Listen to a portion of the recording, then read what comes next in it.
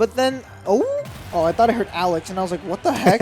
But Nah. like, you know, playing that range game, I feel like Marvale can just mitigate that, not only with Reflect, right, but also has Explosive Light to be able to stop missiles, and also has that shield, which is going to play a big part in being able to stop those missiles and even charge shots. So it's something that you have to worry about when playing against Marvale. So I want to see what Croy is able to do.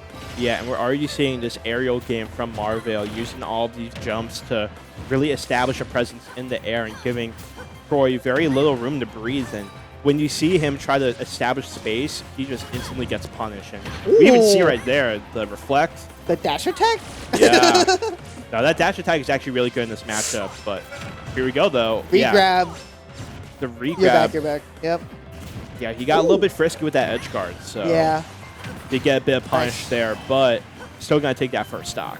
Yeah, gets that back air to, you know, kind of get away with that, recovering, because I think Croy had the right idea, was able to time that down smash on ledge correctly, but just couldn't hit it. So Croy definitely could be in the lead right now, but if you can find the stock, I think that's his main, you know, worry right now. Ooh. Yeah, and look at this. I mean, we know, like, we can really see the experience that Croy has. He's definitely not a slouch at all, but Marvale, again, just kind of being a step ahead. Nice dash attack. The dash attack right there, man. Yeah. It's kind of a close game. Yeah, when you're catching landings from Marvale like that, I mean, it's definitely, you know, very, very nice to see that. Good upbeat, just to punish Marvale approaching a little bit too much, but you're going to see a little bit more that Marvale is just able to string his combos a bit better than Croy has been able to, you know, find these grabs, find these straight hits. So yeah, the way that he connects like forward airs into back airs, and the way he connects these aerials together is like it feels like crocheting, right? It it comes together so nicely and so smoothly that you would think it's easy, you know, but it's actually like it's difficult. It's like suspicious. It's like weirdly difficult to do some of those seemingly basic Palu combos because you have to take into account the fall speed. You know, we know that Samus is hard to combo because of her being a heavy floater, you know, so it is really impressive seeing how all this is coming together for Marvale, and even how Croy's still keeping this close despite that.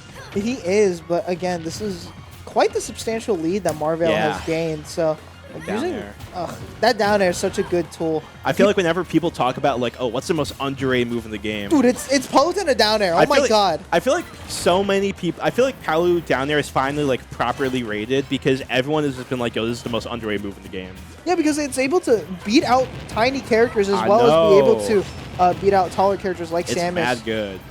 But speaking of mad good, that ledge option right there, one of Samus' specialties. Also an underrated move. Samus up tilt, nobody really talks about that, but the up air, not going to take that stock, but that is a move to be worried about. Let's see if Marvale gets it again.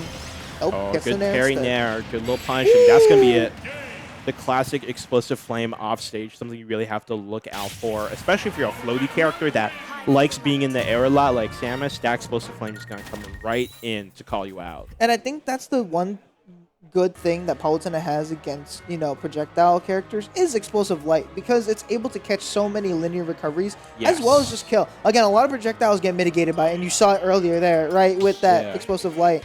Marvale's going to be able to get that a lot. So I want to see if Croy is going to, you know, maybe throw out a little bit more projectiles, you know, maybe a salvo of missiles here and there, but I think Croy might need to play a little bit more patiently against Marvale.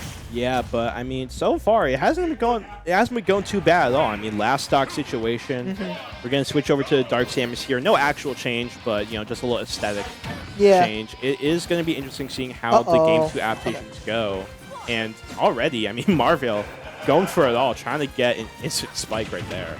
Yeah, if you can get early kills against Samus, that's the one thing I mentioned this like a while ago, is that zoners, when they are in a deficit, it's so difficult for them to be able to come back because their entire gameplay relies on playing back and having this lead. But when they lose it, dude, all of a sudden, it's like they forget everything. Especially against a more disciplined player, like, you know, I mean, all top players are disciplined to their own extent. But a player like Marvale as well, who can really just like handle a lead quite nicely, is quite hard if you're sitting behind like Croy is right now.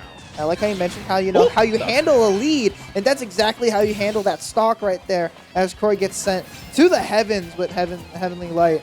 And yeah, I mean, that up smash, I would say Marvale is probably one of the best up smash using Palutenas I've ever seen, really. Oh, yeah. And that's not even that much of an exaggeration. The way he's able to get these leads off is part of why he's been rising up over the past 6 months. It's the way that he times it, too. The way he's able to two-frame. The way he's able to catch, high recoveries. And speaking of catching recoveries right now, forcing Croy to recover himself, but able to get out of there with an uppy of his own. That's going to be very huge for Croy if he's just able to get that get off me tool a little bit more and just chip off a little bit more damage. But I mean, you need to find the stock soon, right? On PS2, it definitely is no help, but definitely possible. Yeah, and we're seeing Marvale just, again, holding this lead, being fine with playing defensively, as well as finding different creative ways to get around these approaching options. We see a lot of these teleport cancels, like right there, able to put him in an advantageous position where otherwise he wouldn't have been able to. And yeah, that footstool right there, accidental or not, you're going to take it. I feel like there was definitely intent, and if anything, he was going to go for a down air. Yeah, that's true. He's probably looking for like a jump down there kind of situation. Oh, he was looking for more there. He's looking for all the stops right now. I feel like, again, we saw this with the last set, right? Yeah. Game 1, pretty close. We see these players who are hot off of winning their round 1 set. Yeah.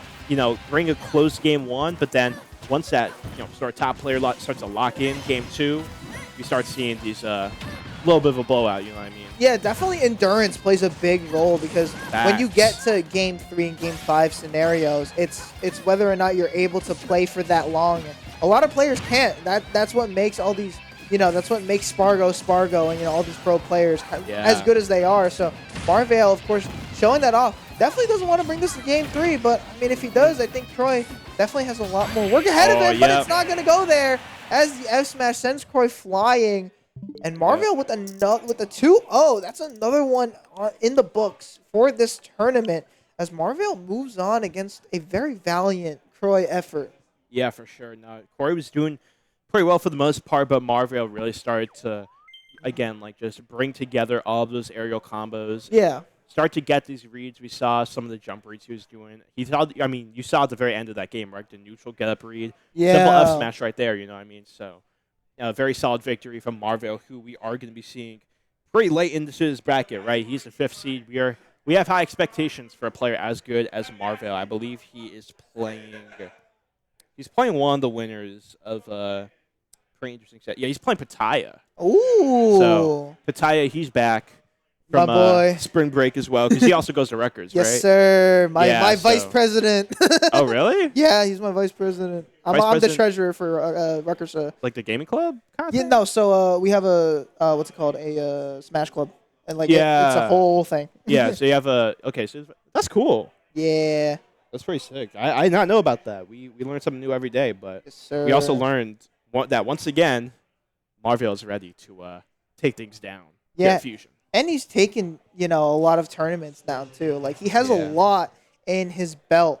But I think he's going to need to pull out a few more tricks against Pataya because Kazuya is not an easy character to play against. Yeah, but I'm pretty sure he has a pretty good amount of Kazuya experience. So I'm interested in seeing how that match goes. But looking at the rest of the bracket, I believe the next match we have on stream is going to be Sora J versus Phantom, which is going to be very interesting. Sora J, I haven't seen him in a while, so it's cool seeing him again, and obviously Phantom has become a regular at Fusion at this point. Phantom. Also in the winners round 2, Marcus beat Hollow. Nice. Beast beat Lord Danny. Who did Lord Danny beat? Lord Danny, he got a DQ win against Oscar Wilde fan. Darn.